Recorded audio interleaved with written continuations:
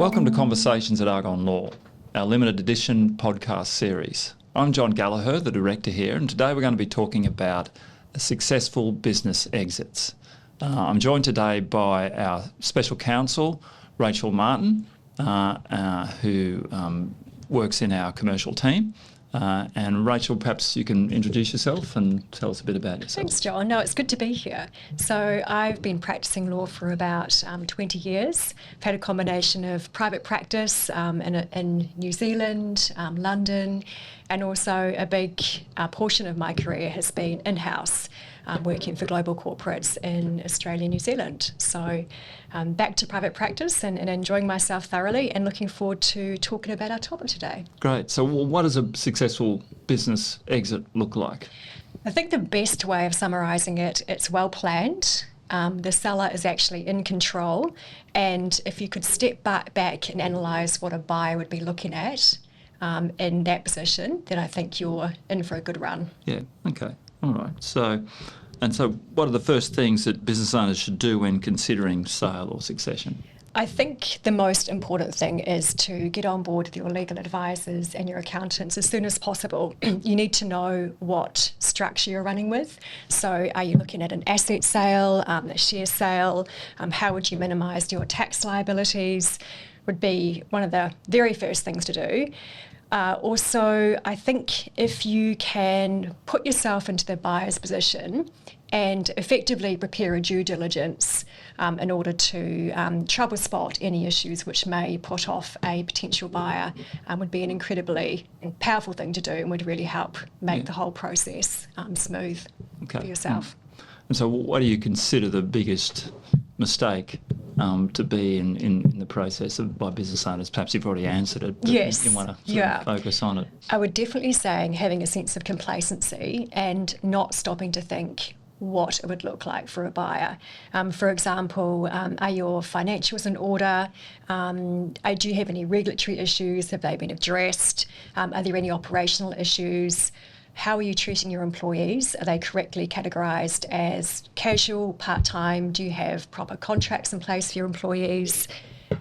Key clients, do you actually have a contract? I mean, it may have seemed like a great idea to have a handshake agreement back in the day, but the new buyer won't be able to rely on those historic relationships. They're really going to be looking at having contracts that are already formulated and in place.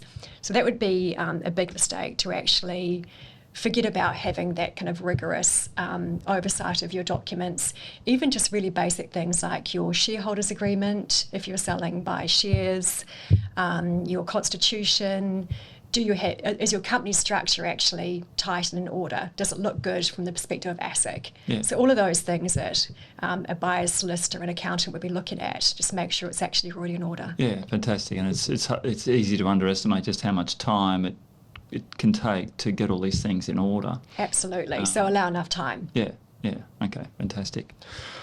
All right. So what drives value in a business, and how can owners increase it in the lead up to sale? I mean, I guess you've covered that a lot already, but are there anything else in that you'd like to focus on? Yeah, I mean, I think if you can show a business that has got scalability, good profitability, is contractually in order, then you can demonstrate value. There's nothing more value eroding than starting the due diligence process and uncovering a myriad of issues. Yeah. So I think one is kind of the mirror of the other. So you can erode value by not being prepared, and on the other hand, you can really increase value by looking completely prepared and making it a really appealing business to actually acquire. I always think that uncertainty undermines value at every level. So the more certainty, the less questions that can't be easily answered by the buyer in their own due diligence. Absolutely. The better. Yes. The more confidence it builds in them being prepared to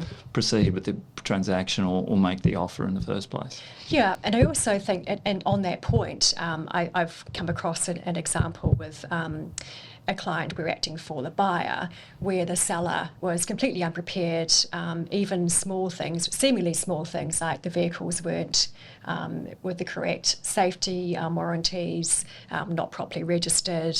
There was quite a low level of employee engagement, incorrect categorisation of the employees, and this actually effectively almost derailed the transaction. Yeah. And in fact, we had to delay settlement no less than 3 times in order for the seller to get things into order, and that effectively derailed value. So Yeah. I absolutely agree with you that it has the effect of not a very positive outcome for the seller in that situation. Yeah.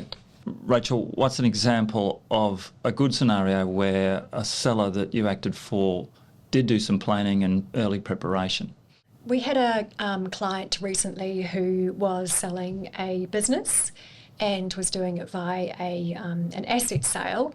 So she did a fantastic job in that she anticipated her sale before time, uplifted her premises, made sure that all the equipment was up to spec, properly licensed, and most importantly, made sure that her customer database was thoroughly documented, which is really important when you're going in to buy a business. What happened in that situation is the buyer had a look at the overall package and was so impressed by the business, actually, instead of leasing the business, put forward another offer to purchase the actual land attached to the business as well. So not only did she have the complete package being sold, But the seller also owned the land. correct in that case. Not only did the entire package include the land, but she was able to demand a premium on the price of both elements of the business.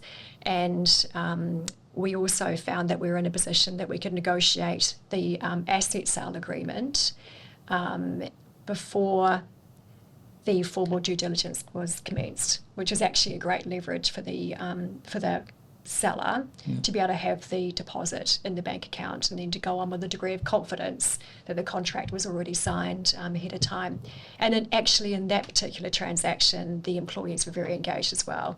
So I think another lesson learned is, how is the dynamic with your employees? How will that translate to a buyer? What will they see? Are they properly documented? And in all those cases, she'd done a fantastic job as well. Yeah, absolutely. Okay, so what legal documents and structures need to be reviewed or cleaned up before going to market? I would say number one, if I was acting for a buyer, the key commercial contracts. Who are your clients? Do you have contracts in place would be incredibly important. From my point of view. The lease, is it in order? How long does it run for? Obviously, I've got a great property team in Argon Law that can help on that front. Yeah. It's not my area, but we do have the expertise to help on that. And licenses, permits, all of those things would be incredibly important.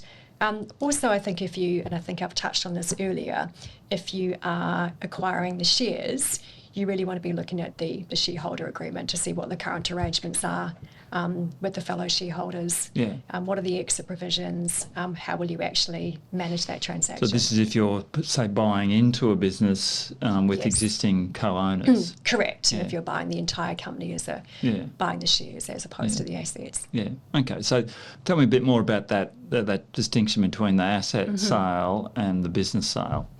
Yep, sure. So, the share sale and the asset sale. Yeah. I mean, it really depends on what your outcomes are as either a buyer or a seller. So if you're a buyer, then an asset sale is great because you can effectively cherry pick the assets you want to acquire and park all the liabilities. So that's often quite a popular mechanism. And I'd probably say for our practice, would you say 70-30, 70% asset, maybe 30% share? And so that can be quite good for the buyer. But then in turn, as a buyer, you can't be so demanding with warranties and indemnities because you're not acquiring the whole company, and therefore you're limited to how many rigorous warranties you can demand because effectively you're only acquiring a certain amount of assets. And there's also tax ramifications too. So I would always consult with my accountant and work out, what am I trying to achieve here and what's the best outcome for me? So sometimes there's tension between if you buy the shares and you take over the company, then you get all of the licenses and all the benefits and existing relationships that which the company has, but you also are inheriting all of the history and the past, which can have, I guess, hidden issues, particularly around sort of tax and financial liabilities. Yeah, absolutely. So it's an important sort of decision to make early on in the process as to how you might acquire the business. Correct. And touching on one of your points, when you acquire the shares, you sort of automatically are more likely to inherit some of the larger contracts, and it can be a bit more streamlined, whereas if you're cherry picking assets, you actually have to make sure that the third party consents to coming across. Yeah. So in some respects, and like I said, I think you've touched on this, when you acquire the entire company, you're more likely to have all those key relationships come across. There's probably a little bit more uncertainty acquiring assets as far as making sure that you do have all those important relationships coming across. Yeah, that's right. Is there one piece of advice for business owners to take away that you would like to sort of leave them with? Just be really prepared. Yeah. I mean, I would highly recommend a vendor due diligence report. It's effectively sitting in the seat of the buyer and undertaking all of the exercises they would do in anticipation. And you could go so far as to actually pre-prepare a due diligence report prepared by the vendor and present it to potential buyers at some stage. It probably would be after the information memorandum. Not only does it give certainty and confidence to the buyer, but as the buyer's solicitor and accountant, to be able to have that certainty that the house is in order is incredibly beneficial. And also has a flow-on effect to the actual transaction too. So if you do that work up front, you're going to be having less legal fees. You're going to minimise your chance of having a derailed settlement date, which in turn creates more legal fees. So it's a little bit of extra cost up front, but it can actually pay dividends going forward. And actually on an emotional level, we see clients really struggling where the other side is not prepared. So I think to have an emotionally easier transaction for all parties is incredibly important as well. Yeah, that legacy issue is very important, you know, to some people in particular, about making sure that the business is passed on in the best possible way. And in a way that allows for clients and, you know, all of the connections with the business to continue to have a great relationship with the new owners. That's true, and actually when you say legacy, I think that we've omitted to mention the fact that it might not be a third party buyer. It could actually be going to a family member. Yeah. And that in itself is equally important, because you want to be able to hand on a business which is in order and which can demonstrate value, and that in some ways is no less important than having a third party acquiring the business. Yeah, no, fantastic. Okay, well, thank you so much, Rachel, for your input today. That's been great, and I guess if people want to contact us at Argon Law, then you can find us on our website. You can call us up, and we'll put you through to someone on the commercial team if you want to be involved in a business transaction of some kind. We act for buyers and sellers all the time, so we have heaps of experience, and we can help you with preparation and the transaction itself. So please get in touch with us, and we'd love to see you. Thanks, John.